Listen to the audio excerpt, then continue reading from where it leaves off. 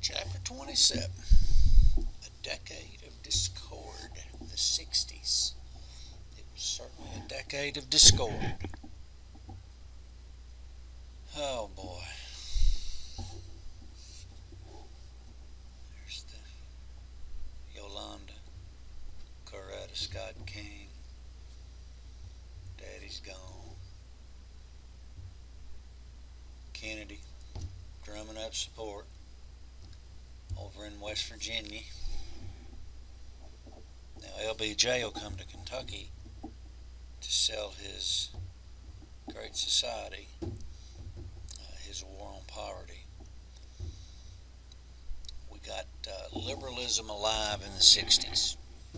We had liberalism alive with progressivism. We had liberalism alive in the 30s with the New Deal and all that stuff.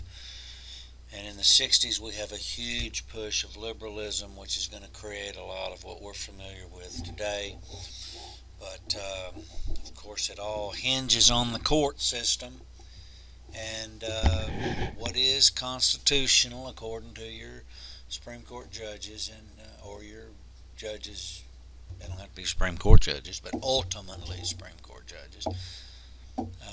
The Warren Court, Supreme Court. If you'll check it out, look at the leaning here. You're going to outlaw racial segregation.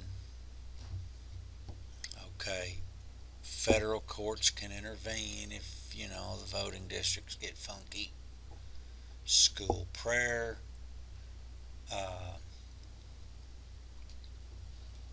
Is outlawed in public schools. Felons get free counsel. You can see the list, but they're all just, there's your great Miranda warning. In the most appropriately named court case ever, Loving versus Virginia, prohibited state laws banning interracial marriages. So, same-sex marriages today, interracial marriages when I was 8 years old. There you go.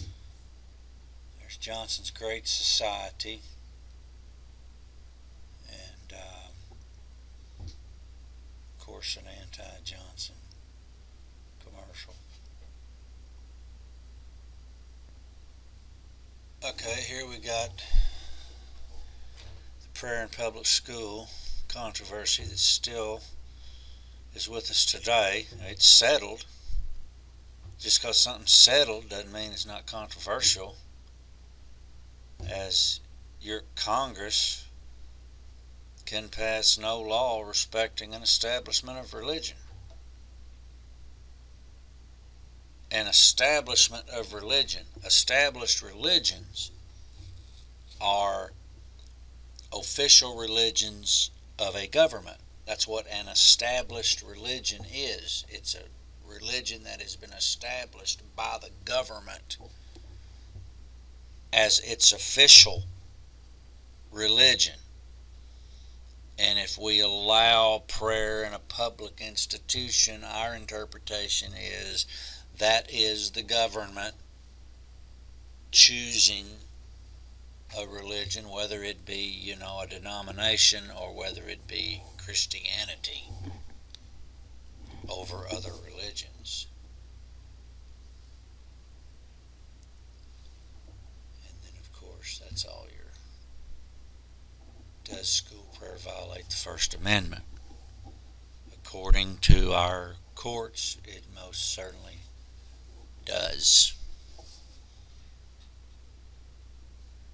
And here's some more liberalism of President Johnson's Great Society. Peace Corps, that's a Kennedy idea there, but protecting wilderness. Social Security Act, there's your Medicare and Medicaid. Slum clearance, public housing, education improvement. There's federal scholarships and loans for students in need, so you can see that's where all this begins. So highway beautification and emissions control. And look at the cabinet positions that are being created in the 60s. The Department of Transportation created. The Department of HUD, Housing and Urban Development, created. Alright. Welfare created. Medicare, Medicaid. And there we go. Public TV, public broadcasting.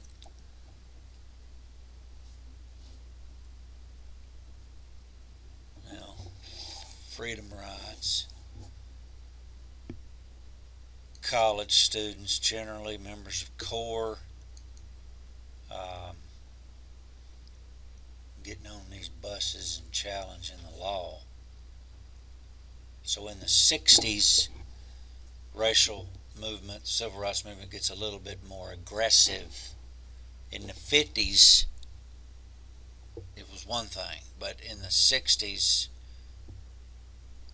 you've got, sit-ins, freedom rides, marches, taking it to the streets, so to speak. Of course, freedom riders, Anniston, Alabama. Ain't that pretty? I couldn't have remembered it live in 63. I was 4, but I grew up with these attack dogs and fire hoses, the imagery just all over the place. That was my elementary school years. And then there's, of course, their breakdown of the two images. Of course, here's our I Have a Dream March on Washington. He comes out the clear celebrity here. We didn't know it going in. It was a big function. It was a big party. I mean, Dylan and Joan Baez are there singing, and it was a cultural gathering. Civil Rights Act of 64 reminds me of the Civil Rights Act of 1875. It's saying the same thing.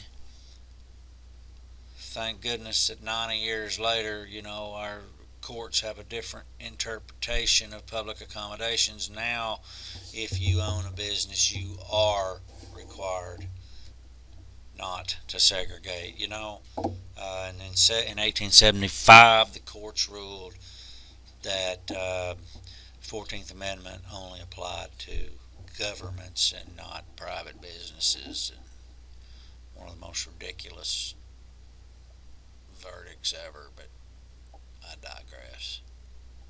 Selma, Voting Rights Act.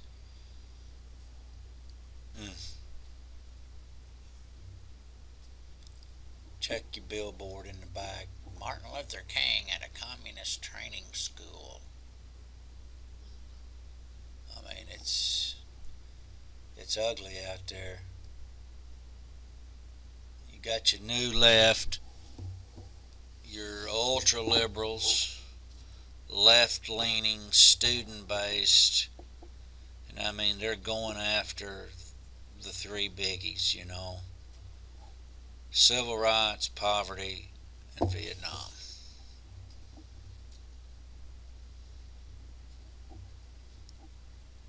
There's your hippies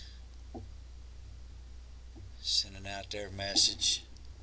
Your book's teasing you, talking about how some of them don't show up with any clothes, but I think they're all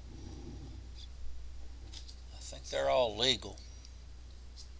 All right. There's Malcolm taking him a picture of the greatest, Muhammad Ali. Float like a butterfly and sting like a bee.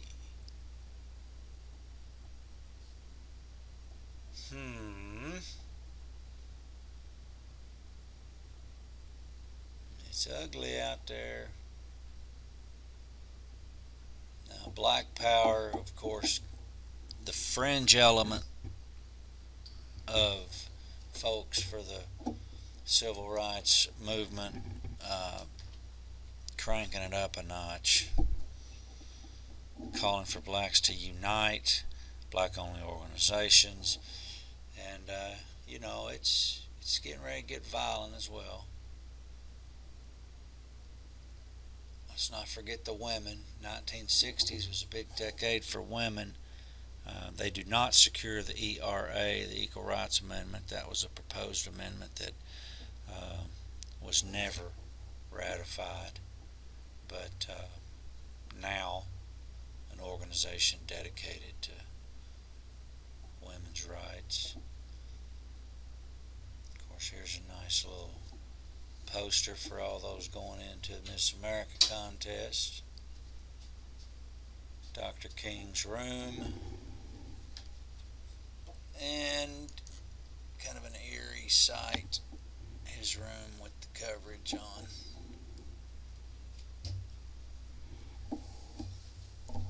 LBJ, back to President Johnson, his two mistresses, the war and poverty, and you get the message. Space race. Little did I know is when I was a kid that the space race is part of the dadgum Cold War. It was, we were racing against the Soviets, and we were in the car driving to Six Flags over Texas when the landing took place. And then of course here is the plight of the migrant worker, and we still, of course, deal with this and every other issue we're dealing with. Seems like that's just kind of our way. We can't ever shut an issue down. But anyway, little Cesar Chavez action with the migrant laborers concludes the chapter, and I believe this is the last chapter of the year. So good luck on your finals, and later.